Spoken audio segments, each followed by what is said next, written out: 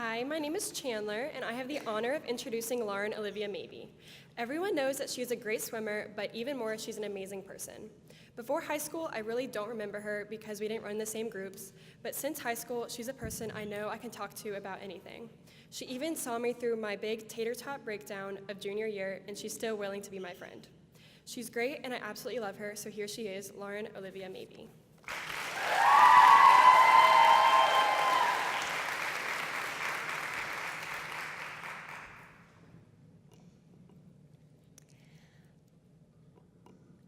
I think it's safe to say that most of us in this room live in a house. Well, as I'm sure you know, houses consist of many systems. They need most, if not all of these systems to work together to run smoothly. If even just a few of these systems are not well maintained, the house or your life could quite literally come crumbling to the ground. When in construction, builders lay out the foundation of a house first. The foundation is laid to ensure that the rest of the house will be sturdy, have room to grow, or even have something to catch it if it falls. The foundation in your life is whatever you have made it. Family, friends, faith, service, I believe that the foundation is the most important part and that my personal foundation was missing. I feel that this absence led me to face the typical challenges such as school, family problems, or social issues with a higher level of difficulty. With this missing foundation, I continued to construct my house. And as I'm sure you can imagine, it wasn't the house that I wanted to be living in.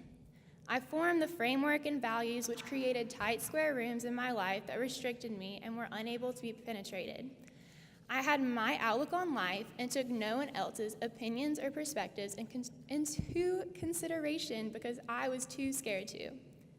These rooms were unable to be opened or explored because my portals were locked and I was scared that people may reject what my rooms potentially had to offer.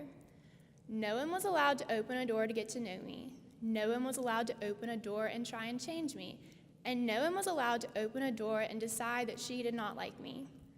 My personal house also lacked an electrical system because I refused to communicate with my peers to tell them how this missing foundation made my life, because I genuinely thought that they did not care and that I was a burden to them.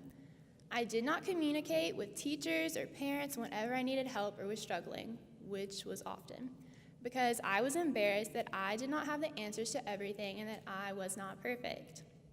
This lack of communication led many people to believe that I just wasn't putting any effort in.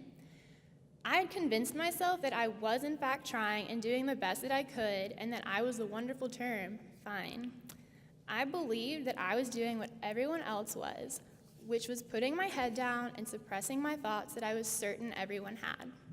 I never learned how to let out the negative emotions or feelings that I had because I believed letting them out was a sign of weakness or that I was less of a person for feeling, and eventually, everything inside of me built up to such an extreme point that everything in my house exploded and I could not handle it anymore.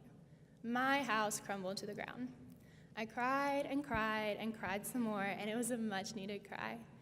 After this cry, I was left sitting in my pile of bricks, and I had to find a way to rebuild my house. At first, I just wanted to avoid it and stare at my bricks because that's what I was used to doing. I refused to put loads of effort in just to be utterly disappointed in the result. With the encouragement of family, I tried to start over. I decided to be willing to accept help from an outside source that I eventually accepted knew more than I did. I took a step back, observed my surroundings, and I pinpointed the major causes of the way I felt and began to repair or eliminate those factors and to begin to construct my personal foundation. Many may actually be surprised by the progress that I have made. I now make a concerted effort not to isolate myself at home or school.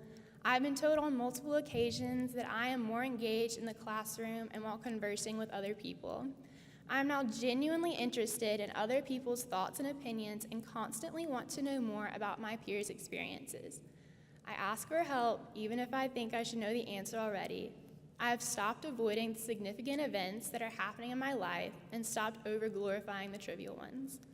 I now like to consider myself an extremely open person, and I like to say that I will willingly share with anyone anything they want to know about me because I believe that sharing life experiences helps others to grow and make the best decisions possible.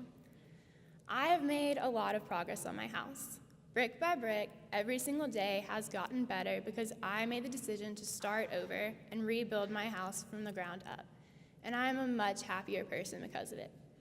So, I want to encourage the rest of you that if your foundation or another one of your house's systems are missing or broken, to make those repairs before they become a much bigger issue and you have to start completely over like I did.